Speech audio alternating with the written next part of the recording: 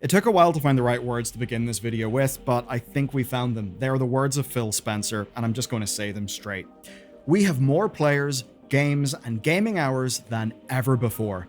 Our platform, hardware, and game roadmap have never looked stronger. Yeah, Phil Spencer said those. He didn't say them a few months ago, he said them, well, pretty much now. That's how he opened his memo to staff, right before he laid off many thousands of those staff. You see, this is Xbox's fourth round of layoffs in 18 months. Microsoft stock just hit an all-time high one day before these layoffs, and we can see their reporting. And in that reporting, we see the Xbox division is profitable. So, how can they justify all of these cancelled games, all of these closed studios, and all of these layoffs? Well, we're going to see how they're trying, but I have a sense that most of you think they can't. Xbox haven't been willing to put firm numbers in the impact here, but the total number of layoffs across the whole organization of Microsoft is around 9,000 people. That's 4% of the whole company. April had a layoff of about 6,000 people. Now, this was mostly within Microsoft's wider structure and management. This week's layoffs have seemingly been focused quite heavily on Xbox. GameFiler reporting that Microsoft would only confirm that Xbox's layoffs were, quote, less than half of the company's overall layoffs, which is still really bad, because that could still mean up to 4,500 people have lost their jobs or are still in the process of learning if they're going to lose their jobs. Because yes, some people don't know. Even, days later as this sort of process rolls on, many people don't know. I know people who don't know. Of course, in many instances, people just found out immediately. And that does bring me to how these were delivered. This has been handled abominably. Basically, information was delivered as each time zone started their day, with staff, of course, being scheduled for meetings and just having access to their tools being turned off, and even hearing about layoffs via social media leaks, faster than from their own teams. And it actually wasn't until very late in the day that the statement from Xbox Studios head Matt Booty eventually leaked out and seemingly put a cap on the total casualty list. But man, it is a long list. 3 announced games have ended their development. Rare's Everwild has been cancelled. That's after a decade in development, and layoffs are impacting that team. Then 35-year company veterans like Greg Mails and Louise O'Connor are planning to leave the company in the wake of that move. Obviously, that's a project that was going nowhere fast, but at least if those people thought it was going somewhere, it's dead. Probably for them, it's the right time to just get the hell out. Of course, another game is Perfect Dark. It's been cancelled, and the development studio, The Initiative, is being shuttered entirely, and the staff are being released. Now, Xbox billed it, right, as a quadruple A game. Nice wee testament to hubris. And The Initiative was a studio purpose-built to make such games, to make quadruple A games. I mean, bullshit, right? And of course, it was a total shit show. Perfect Dark underwent significant creative deadlock. There were staff overhauls. It was really the usual AAA, bullshit, but I suppose with another A whacked on for good measure.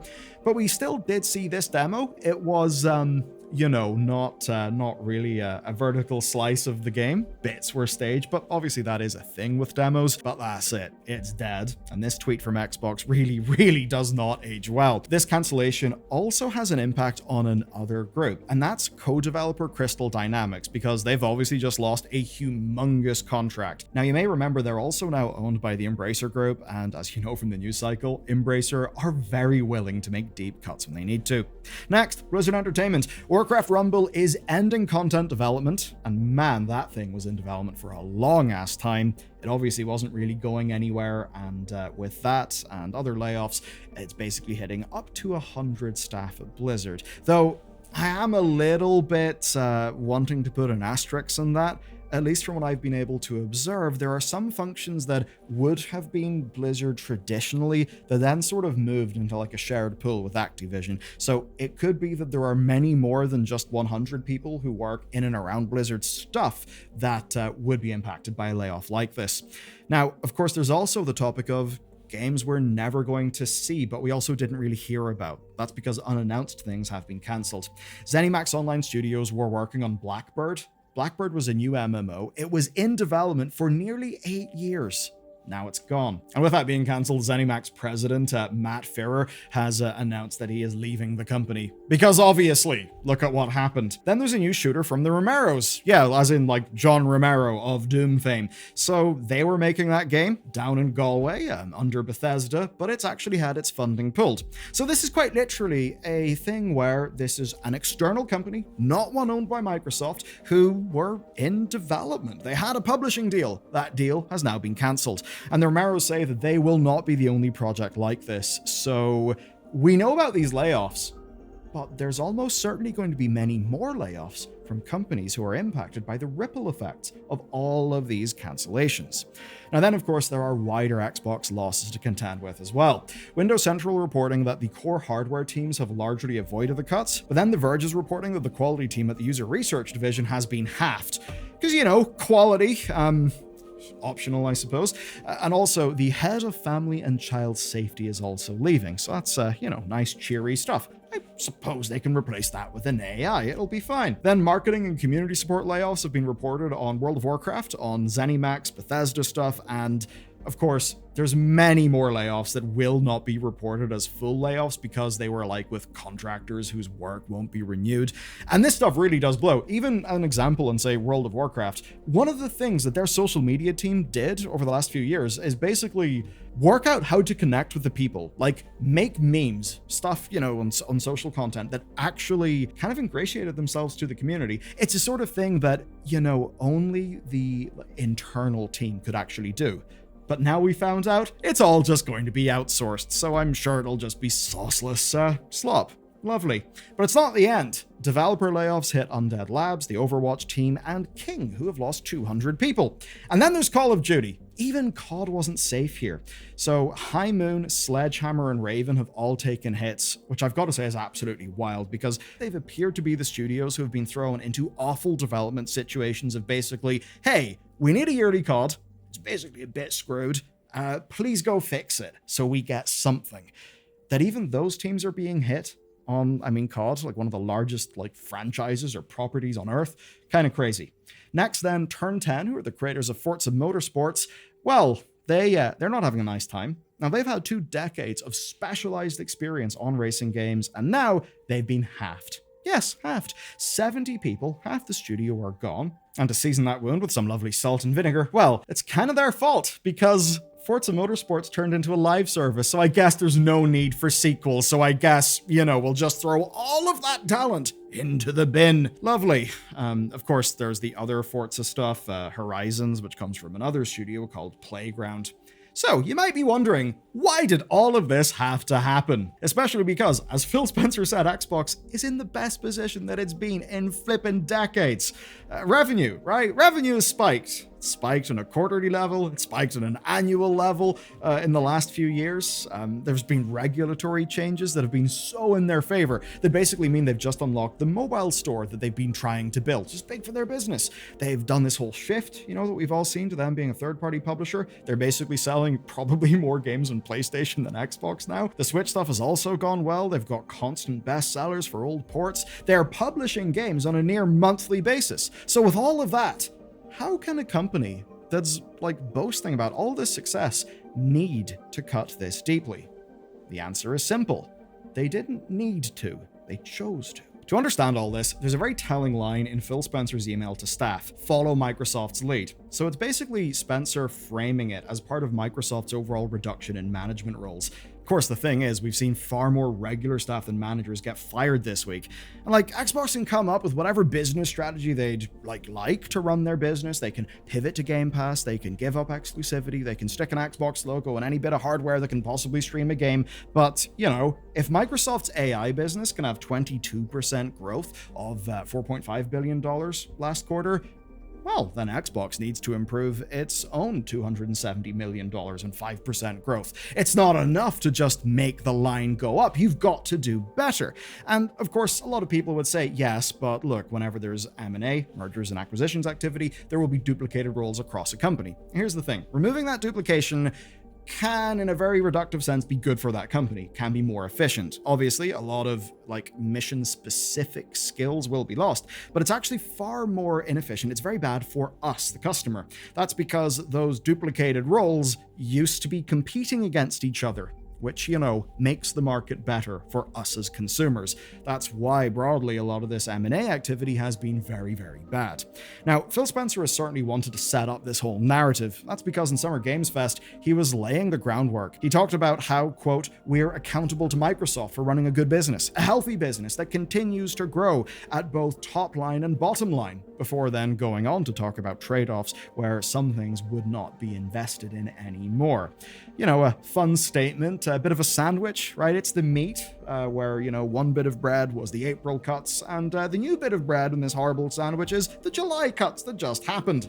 But clearly, Xbox leadership have been given their marching orders, direct from Satya, the big man himself. And it seems those orders are that they need to cut massive numbers of their staff and their projects. Now, does this exonerate Xbox leadership from responsibility?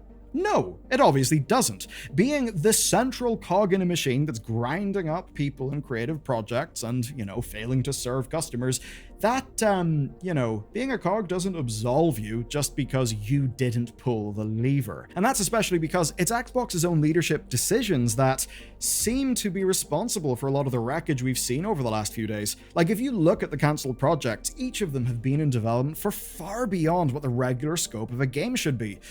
Several have been leaked as just suffering from a lack of direction, a lack of corporate structure, much like, as an example, the closing of Arcane Austin and all the stuff with Tango Gameworks. The decision basically seems to have been to cancel these projects based on how far they were to realistically shipping something. I'm almost surprised that Fable didn't get killed.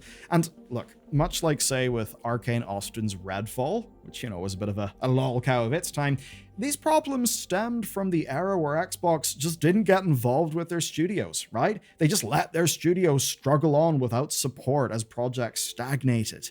And it's kind of weird because they would almost boast, of, "We're hands off. We're not going to get involved in their affairs." But what that actually seems to have translated to is people not having a clear goal, people not having clear management. And, it's very easy to be like, "Oh yeah, we're very hands off and cool as bosses." But does that actually mean that you are giving up? You're not actually taking seriously your responsibility to provide, direction and clarity? Certainly seems to be the case. And certainly in recent years, they have pivoted. They have gotten more hands-on. Across the company, we've seen a few initiatives of just them sort of connecting their various teams together so they can actually share some talent. But this is it's too goddamn late. Obviously, just look at all this. And now the devs who tried to make all of this stuff work are, of course, paying the price. And the executives who made the decisions are obviously not being punished because, Phil's still there, Sarah Bond is still there, Matt Booty's still there. Because, their job is actually to preside over making large cuts and things like that. They're actually sort of paid to, not get punished in a way. It's very odd, but I think you can see how the funky corporate incentives do actually end up cutting that way. Of course, with all this going on, though, it's no wonder that staff have really had enough. And all of this led to significant unionization activity. In the months before these layoffs were confirmed, ZeniMax Workers United was actually given its union contract by Xbox. That was pretty big. Staff, once they got the contract, they ratified it, and according to GameFile, these staff are not immune to the layoffs, but, right, they are being protected, and they're being given a voice in the process. And that does actually help. At the very least, they are harder to lay off than people who are not in a union. So those in the union cannot be summarily dismissed. Basically, the union gets to negotiate to try and save as many jobs as they can. Obviously, that can be contrasted with all of the staff across Xbox who, woke up one day just to find out they were locked out of their systems before the workday had even ended. Lovely. And we know from various union efforts at Overwatch, at Bethesda, and at Warcraft that basically, protecting the people who make the games that we actually want to play, so that was the primary reason to act. Microsoft still has to negotiate terms with the bargaining committees of those different groups. It's, it's not all done, signed, and stuff yet. And they may not save everyone from this executive-led lovely gutting of these studios. But what those unions do actually do is give those staff a voice in how any bad news happens. And also, it does protect them from bad leadership if things go wrong in the future. given how Microsoft operate, which is obviously not in your interests or my interests, and also not in the developers' interests, I think those developers having more power is actually a good thing. Now, I understand, say, in the American context or in the British context, people will rightly have a big old discussion about the places of, the trade union movement. Were there oversteps in the past that made things uncompetitive? Was it actually something else that led to a deindustrialization, etc., etc., etc.? We can have that chat. The thing that matters, though, the most is a very simple way of, the triangles where it's like the developers, the publishers, the players. It's easy to make two of those things be balanced. It's hard to make all three be balanced. Right now, it's obviously all in the publisher's favor. I think the more developers have got power, well, the more that's actually in line with our interests. And you may say, oh, it was only the Warcraft social team who got the boost. They don't matter! It's just PNGs that they make! Outsource it! AI, the image. No, those people do actually matter to your best interests if you're, say, a World of Warcraft player, because they were really good at reaching the community. They were really good at marketing. And funnily enough, if you're a player of a game, it's actually in your interest that that game is well marketed by people who are actually passionate about marketing that game, not by some random company who has just got an outsourcing gig. So even in those things where you could say, oh, but it's not the core development team, no, it actually does still matter humongously. And that whole thing of saying core development team, that often pits developers against QA, against support.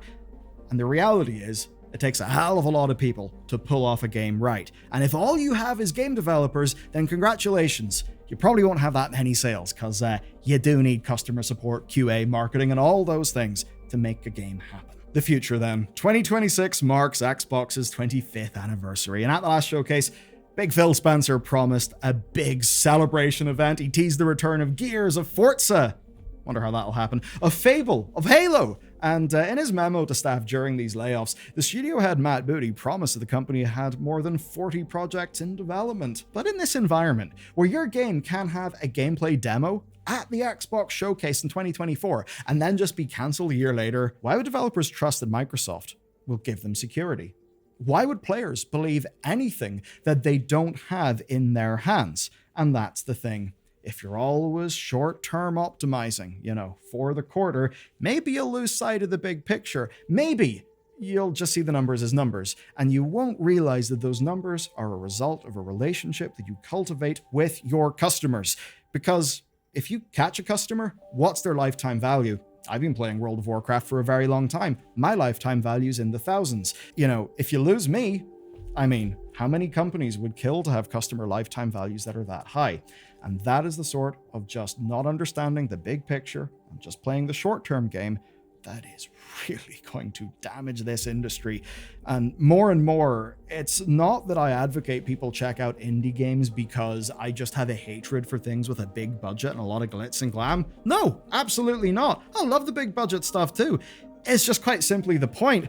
I don't think that's where we should, I don't think that's the horse we should be betting on, because look at how it's behaving. Obviously, more will happen regarding this story in the coming days. We will do a follow-up report so that you actually, understand how things are shaking out.